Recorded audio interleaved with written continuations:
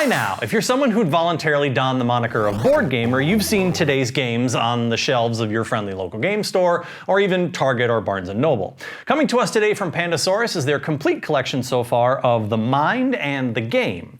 These are relatively simple to explain and understand, and whether or not you'll like them is completely dependent on how much you like the single mechanic of trying to guess whether or not it's your turn based on body language and counting. What we'd like to do for you in this video is walk you through all 4 of these titles, tell you what each one is, and more importantly, how they're different from each other. In order to do that though, we'll start with what's the same. Fundamentally, each of these boxes requires you and some number of your friends to combine in playing cards in numerical order. Also true of all 4 of these is that in no case can you ever call out what numbers you've got in your hand. In the game, you can be cagey. You can hint that you've got high cards or low cards or that people should wait for you, but you can't ever say what you actually have. Speaking of the game, which plays up to 5 players, you're working with rows of cards, ascending and descending. Players' goal here is to play as many cards from their collective hands as they can on the various piles, adhering to the ascending and descending order. The exception is that there are times when you're allowed to reset the count and give your teammates a little room to breathe. The capital G game ends when the draw pile is empty and no more cards can be played. Compare that to The Mind, where you're still playing in order, only now you're much more invested in the play. There's no resets. Up to 4 players play cards from their hand in any order, always trying to play the next card in sequence. You'll complete a level once everyone's out of cards in their hands, but if someone plays a card higher than the lowest card in someone else's hand, you'll fail and be forced to lose a life. There are 12 levels, and if you manage to complete the 12th before you run out of lives, you win. Easy enough, right? Well, what's different? Each of these 4 boxes, when put together, form a sort of continuum of difficulty.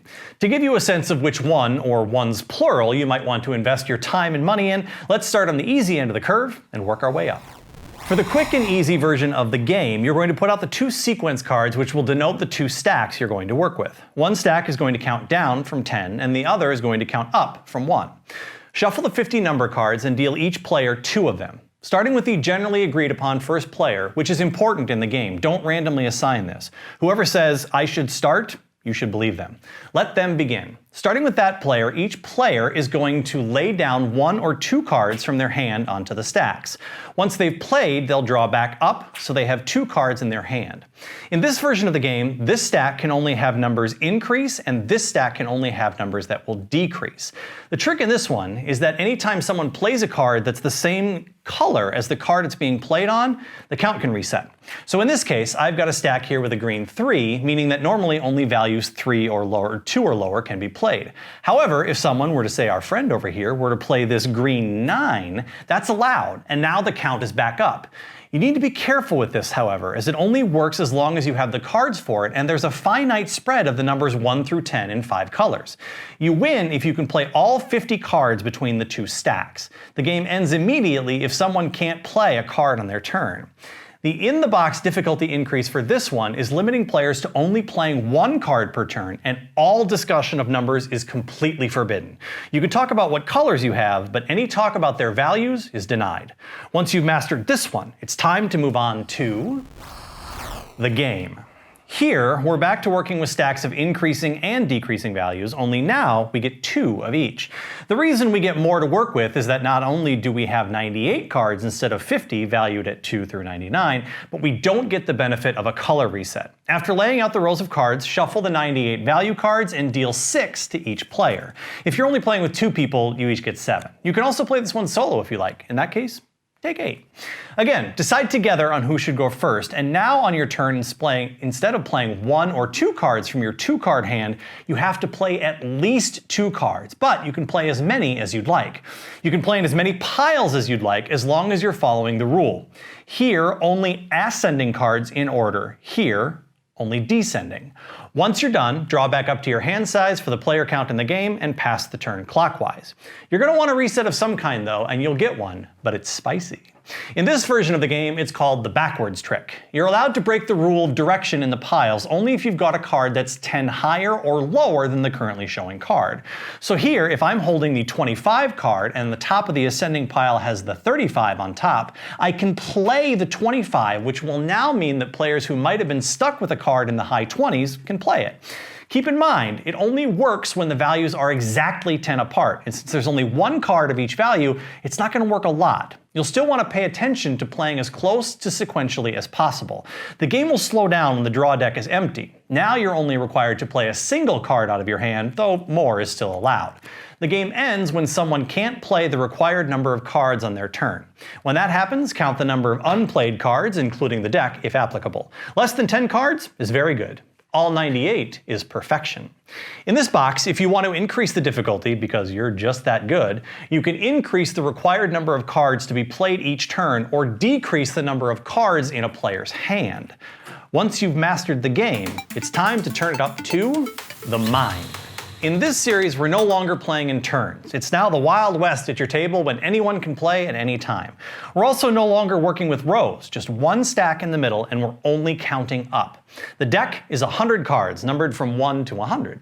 Depending on the number of players, you're going to play up to 12 levels. In our 4-player game here, we're aiming to complete level 8. The mind limits you to 4 players versus the game's 5. Your crew is going to start out with a certain number of lives equal to the number of players. These are allowable mistakes you can make before you lose. You'll also get a single throwing star at the top, which when unanimously voted on by the group by hand raising during a game, allows everyone to discard their lowest numbered card. The level you're on will determine how many cards each player is dealt. Before play begins, you need to concentrate and sync up. Now, this is going to sound hokey, but trust me, it's actually vitally important. Each player puts their hand down on the table and waits until everyone's done the same. Once everyone's set, take a big deep breath together and pick up your cards. There will now be no communication until play stops. The object is to have everyone play their cards in numerical order, lowest to highest. That's it. In level 1, this should be relatively easy. The more cards you have in your hand, the harder this is going to be. Each player can only play one card at a time, even if you have 2 sequential cards. You can, and should, play them both, but you can only play one before you play the other.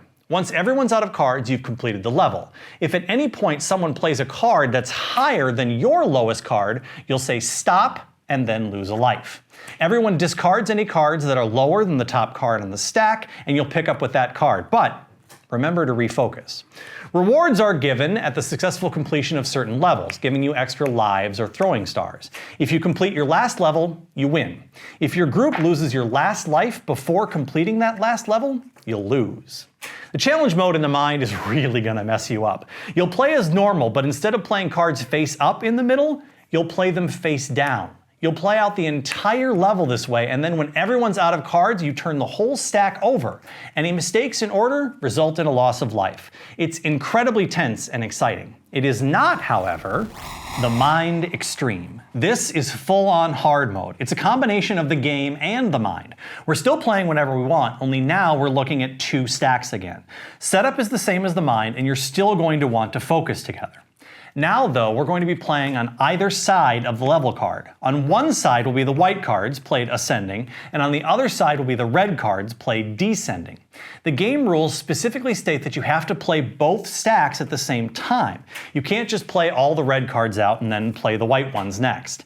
Enforcement on this is going to be up to your table. There's no in-game mechanic to make sure you're doing this, just it's more fun. It's harder, and that's why you're playing this box.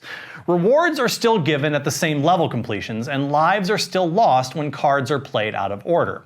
Throwing stars work a little differently, though. When the group decides to sacrifice one, everyone secretly chooses their lowest white card or highest red card, placing it face down in front of them. Once everyone's chosen, they're all revealed at the same time and discarded.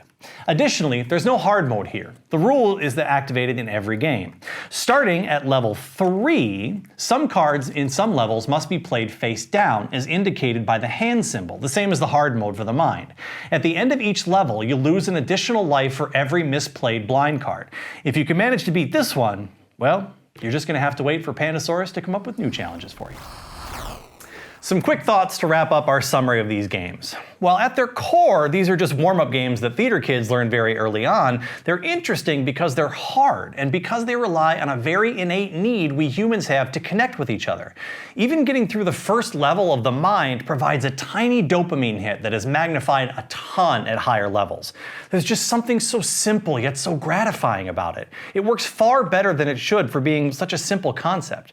Also, while it's certainly nitpicky, it's interesting to me that while the game Quick and Easy has a rather elaborate insert to keep what is essentially a deck of playing cards in place, the Game Standard and the Mind Standard each have that all too familiar single piece of cardboard with a spike in the middle to keep two decks separated. The Mind Extreme has nothing there. Even the usual cardboard would have been welcome, and I'm not sure why it's missing. It's not obviously the end of the world, but I'm just curious as to why it was left out. All 4 of these boxes are available from Pandasaurus Games' website, linked in the description below, for $13 to $15 each. Let me know in the comments below which one is your favorite, and as always, help protect the game population. Always sleeve your cards.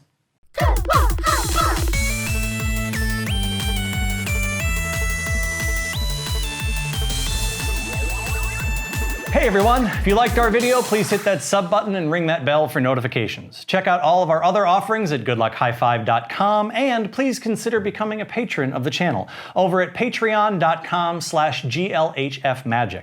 It helps us keep making reviews, videos, podcasts, and you can become a member for any dollar amount. We're also always looking for new games to review. You can reach us at glhfmagic@gmail.com. You can follow me, Captain N the Game Master, at CaptainNGM on Twitter and Instagram, and follow the channel at GLHFmagic. Remember, please shop at your local game store whenever possible. Until next time, I'm Nicholas, and good luck. High five.